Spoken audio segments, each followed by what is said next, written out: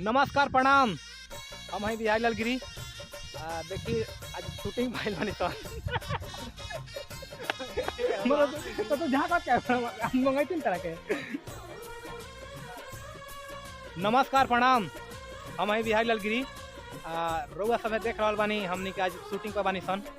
देखिए आज सेटअप पर बानी सन हमनी के बहुत ही बढ़िया सुंदर कलाकार हमनी के एडिटर से लेकर के कोरियोग्राफर तक ले नीरज गिरी जी बानी यहाँ पर उपलब्ध बानी।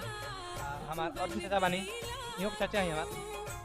बहुत सारा कलाकार प्रमोद भाई बाड़े, प्रमोद दीवाना जी, राजू रसीला जी बानी, इमाम हुसैन जी बानी, इमाम बाबू। सबसे बड़ा कलाकार राजेश लहरी जी बानी। यहाँ के जोड़ा कहीं बाओ ना।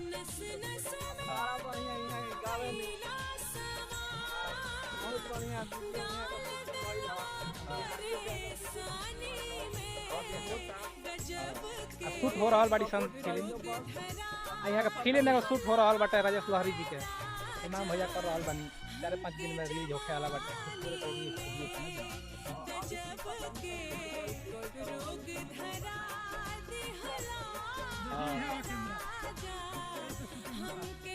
कैमरा पलट देबो अपन प्यार दुलार बनल रही लोगिन, कहीं बनल रही लोग, देखत रही लोग, वीडियो के लाइक कर ली लोगिन, चैनल के सब्सक्राइब कर ले, साथ साथ घंटिया बेल आइकन दबा ली लोगिन, पहुंचत रही।